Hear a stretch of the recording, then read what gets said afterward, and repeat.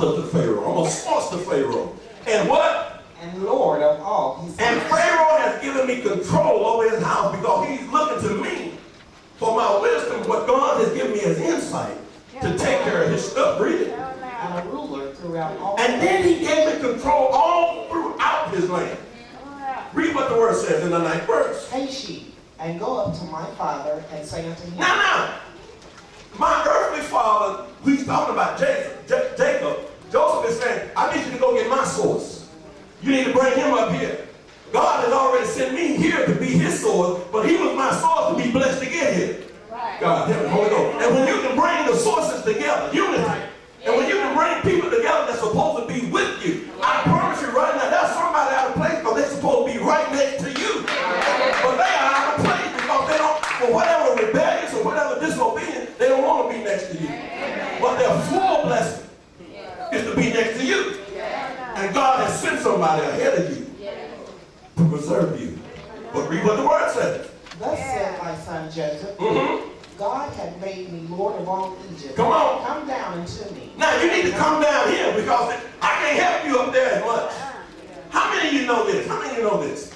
If you have some relatives or you have some friends in another city and you have connections in your city, you can get them hooked up with a job or to bring them, relocate them or whatever. And if they stay where they are, they'll be denying themselves of those blessings that you could afford them through your influence.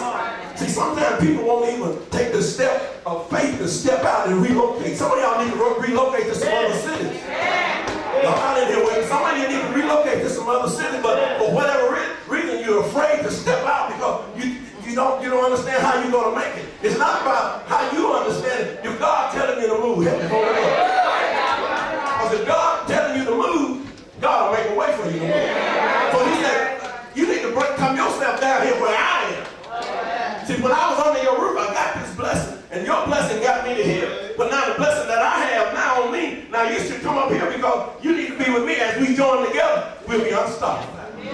Read what the word says. And thou shalt dwell in the land of Goshen, and thou shalt be near unto me. Come on. Thou and thy children and thy children. Not just you, but your children and your grandchildren. Right. So many children are in poverty right now because the daddy not there in the house. Mom and daddy didn't get along. Children saw that. Right. And now the children, as they get grown, they repeat those behaviors. And we have these dysfunctional families in hard times. And a man is over here trying to take care of his house. He got 2 or 3 children somewhere else trying to take care of 2 or 3 other houses. Y'all not in there with me. And now everybody in poverty because nobody has enough. I'm not going to stay that long. I'm not 10 amens right there. But read what he said. And thy flocks and thy herds. And I want you to bring your stuff and hook it up with my stuff. Read it. And all that thou hast. And there will I nourish thee. For yet there are 5 years of famine, lest thou and thy household and all that thou hast come to poverty. I don't care how rich you are. If you're in the wrong place, it'll come to poverty. Jacob was very rich. He had a lot of money, he had a lot of stuff, but he didn't have corn. He didn't have food. And he sent his sons down to Egypt, 10 of them, to bring back 10 camels or asses or full with corn. Right.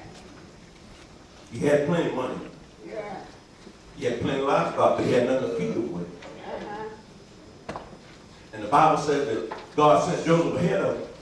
And Joseph, what did Joseph provide? He provided corn. Somebody said corn. Corn. I'm going to say that in 1 minute. I know I don't have much time because God gave y'all a watch.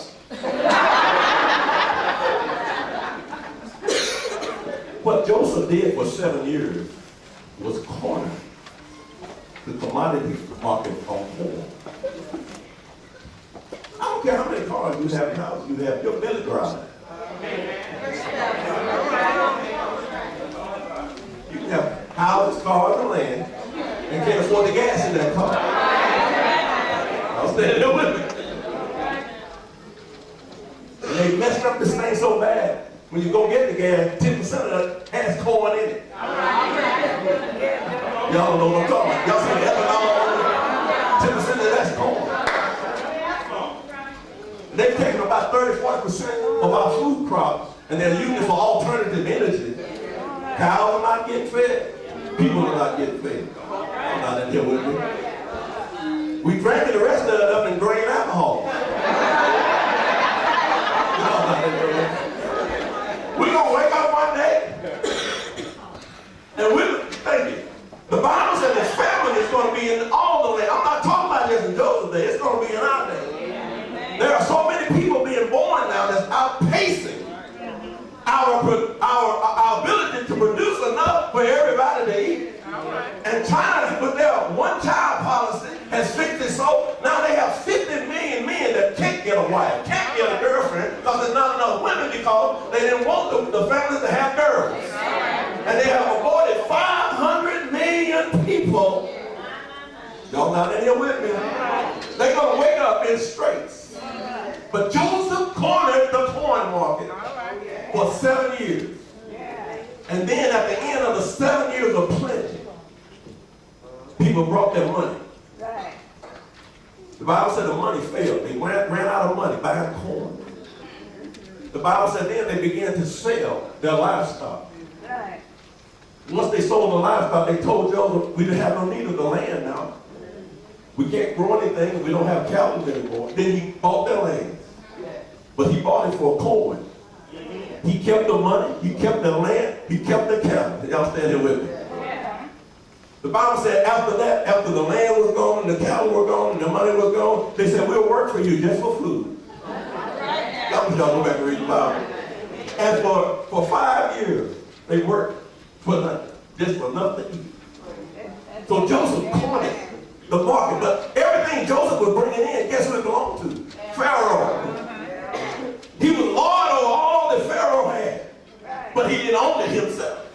So watch what the word says now in the next verse. And ye shall tell my father of all my glory in Egypt, and of all that ye have seen, and ye shall haste to bring down my father hither. You need to bring him here because this is where my glory. The word glory gives the idea, watch this, of honor that's coupled with wealth. I say it again. We fight wealth too much. We fight increase too much. We fight money unless it's coming to us. That preacher need to get him a job and go to work. I promise you, it's work. Y'all not in here with me. I got one amen. Thank you, Lord, praise God.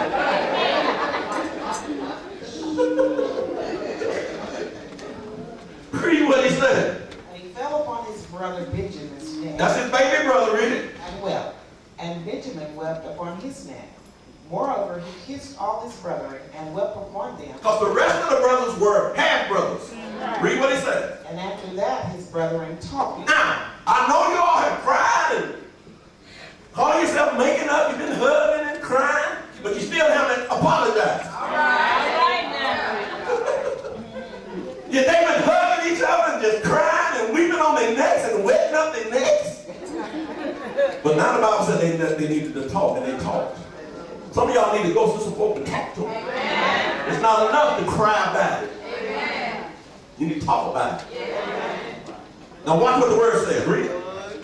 And the fame thereof was heard in Pharaoh's house, saying, Joseph's brethren will come, and it pleased Pharaoh well, and his servants. Not only, watch this, not only does Joseph have the authority to bless his folk. Now the one that blessed Joseph is one to bless his folk. That's what I'm telling you. If you get in the right position, you'll be surprised how God has compound blessings waiting upon you. Some of you are being blessed right now, and it's a deception to you because you have two nickels to rub together. That's a deception. Yeah, you're making your bills, you're pretty comfortable. You're taking a trip here and there. You're taking off every now and then. You put back just a little bit, you're doing pretty good. You think you're all right. But I'm telling you, God has a compound blessing because the person that you would, if you really be with them, that person, there's somebody behind them that can even bless you greater. That's why God says a great deliverance. You're not just going to help you pay half your bill and get your bills caught up. You want your bills eliminated. How many want your bills eliminated? But I'm telling you, here's the word. The Lord has somebody sit before you that have already gone to school and they can solve more problems than you can solve. That's who we jealous of. We jealous of folk that's solving more problems because they make more money. Well, they make more money because they solve more problems. They had a problem. They wanted to make more money, have a better life. So they went through more than you wanted to go through. You just want to walk around with a boombox with your pants up. They pull their pants up, put the boombox down, and open some books. They didn't stop making books when they left college. They didn't close the college when those other folks got their degree. That college door still open. Better stand here with me. I wish they'd give me a raise on that job. Don't fuck. They can't pay you $100,000 for making bubble gum.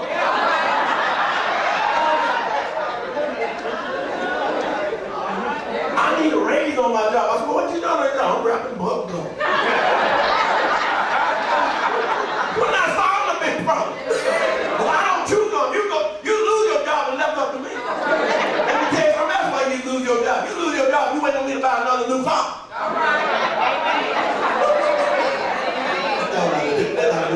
You can't keep buying new stuff.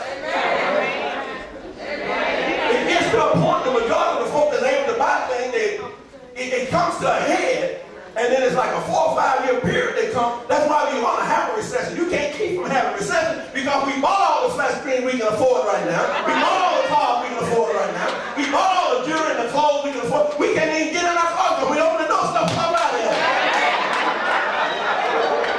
So now we got all this stuff and no money, so we're not going to the store to buy something. Now you got a recession. And they have to lay you off.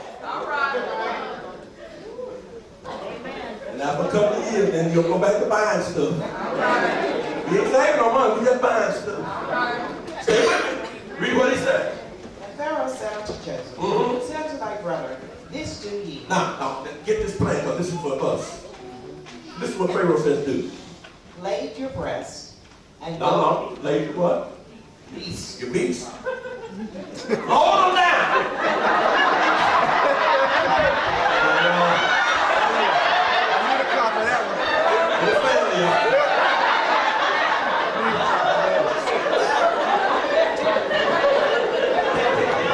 I'll edit that.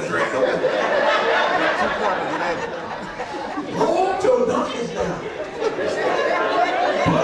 Lord, just say, fill them up. I mean, hold them down. Lay them. Read what it says. Be all right. And after you load it down, what? Go get you into the land of Canaan. Now, take those loaded beasts down to Canaan. Read what he said. And take your father, your household, and come unto me. And I want you to go down there and get them. Now, I'm sending all this stuff with you. So you'll have plenty on your way back and down there and then on your way back. Go get them and bring them right back to Egypt. Read it. And I will give you the good of the land. And once you get here, I'm going to give you the best that Egypt has.